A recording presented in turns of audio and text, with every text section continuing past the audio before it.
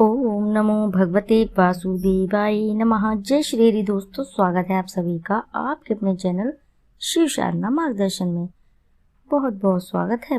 भगवान श्री हरि की कृपा आपके और आपके समस्त परिवार पर सर्वदा सर्वदा बनी रहे।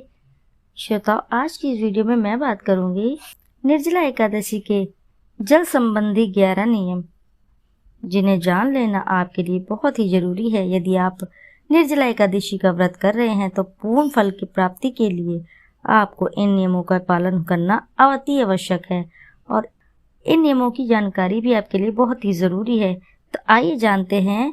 ज्येष्ठ माह के शुक्ल पक्ष की एकादशी को निर्जला एकादशी और भीमसेन एकादशी भी कहते हैं। इस दिन जल का सेवन नहीं करते हैं। इस एकादशी के व्रत को रखने से सभी एकादशियों का फल प्राप्त होता है। इस दिन जल का खास महत्व माना गया है। आइए जानते हैं इस दिन एकादशी के दिन जल संबंधी 11 नियम क्या हैं। परंतु दोस्तों, उससे पहले आपसे एक छोटी सी रिक्वेस्ट है। यदि आपको वीडियो अच्छी लगती है तो वीडियो ज़रूर लाइक करें और साथ ही चैनल को सब्सक्राइब करें, और एक बार अपनी सच्ची श्रद्धा से कमेंट बॉक्स में जरूर लिख दें, जय श्री लक्ष्मी नारायण।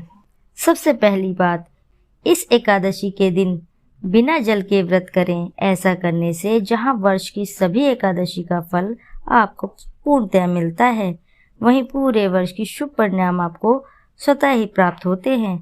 दूसरा है, शास्त्रों के अनुसार निर्जला एकादशी व्रत में सूर्योदय से लेकर दूसरे दिन तक सूर्योदय तक जल का त्याग कर देना चाहिए, और अगले दिन सूर्योदय के बाद पूजा करके पारण के समय जल ग्रहण करना चाहिए। तीसरा है, शास्त्रों में यह भी उल्लेख मिलता है कि संध्या उपासना के लिए आचमन में जो जल लिया जाता है उसे ग्रहण करने की अनुमति है। चौथा है, जो लोग गोदान नहीं कर पाते हैं वे इस समय जलपान जरूर कराते हैं। ज्येष्ठ माह वैसे तो तपता है, तो भी जगह जगह प्याऊ लगाना और लोगों को पानी पिलाना पुण्य का कार्य है। इस दिन जल में वास करने वाले भगवान श्रीमन नारायण विष्णु की पूजा के उपरांत दान पुण्य के कार्य कर समाज सेवा की जाती है। ऐसा करने से पितृदोष दूर होते हैं और इसी के साथ साथ चंद्र दोष भी दूर होता है। अगला है, इस दिन गंगा जल से स्नान करने का बहुत ही महत्व है। शुद्ध जल में थोड़ा सा गंगा जल मिलाकर भी स्नान कर सकते हैं आप। यह स्नान बहुत ही पवित्र एवं शुद्ध माना गया है। छठा है, इस दिन जल देवता वरुण देव की पूजा का भी महत्व रहता है। इस दिन श्री हरि विष्णु के साथ ही माता लक्ष्मी की पूजा अवश्य करें। एकादशी तिथि के देवता हैं विश्व देवगण हैं, उनकी पूजा भी करना चाहिए। इस दिन श्री कृष्ण की पूजा भी करनी चाहिए। विष्णु, श्री कृष्ण, वरुण देव, विश्व देवगण और माता लक्ष्मी सभी का जल अभिषेक करना बहुत ही जरूरी है। अतः आज के दिन आपको जल अभिषेक अवश्य ही करना चाहिए। अगला है, यदि आप उपरोक्त उपाय नहीं कर सकते हैं तो इस दिन पीपल के पेड़ में जल अर्पित करके उसकी विधिवत पूजा करें। ऐसा करने से कर्ज से मुक्ति मिलती है। कितने से भी बड़ा पुराना से पुराना कर्ज आप पूजा पाठ करके थक गए हैं, यदि आपका यह कर्ज निपट नहीं रहा है तो आज के दिन आप ये कार्य अवश्य करिए, तो आप खुद ही देखेंगे अपनी खुली आंखों से चमत्कार। आपका बड़े से बड़ा कर्ज भी दूर हो जाता है, चुटकियों में निपटारा हो जाता है।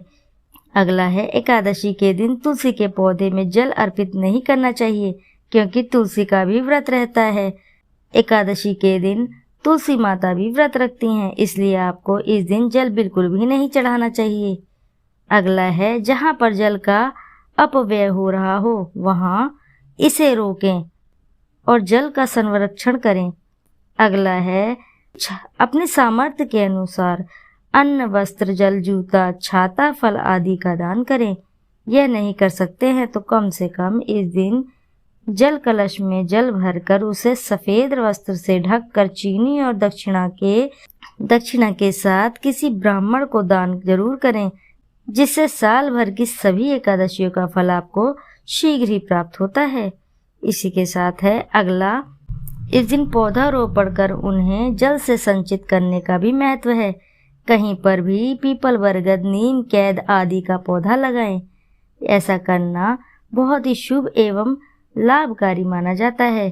यदि आज के दिन उपरोक्त उपायों को आप कर लेते हैं तो मान के चलिए भगवान श्री हरि और माता लक्ष्मी की कृपा से आप बिल्कुल भी दूर नहीं रह सकते और ऐसे साधक पर भगवान श्री हरि और माता लक्ष्मी अपनी सदैव कृपा बनाए रहते हैं।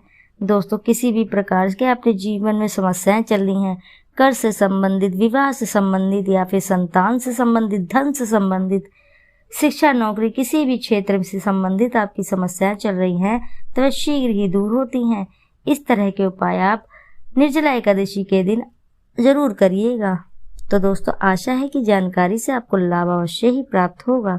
यदि जानकारी आपको अच्छी लगती है तो वीडियो जरूर लाइक करें और साथ ही चैनल को सब्सक्राइब करें और एक बार अपनी सच्ची श्रद्धा से कमेंट बॉक्स में जरूर लिख दें, जय श्री लक्ष्मी नारायण। फिर मिलते हैं आपसे ऐसी किसी नई जानकारी के साथ।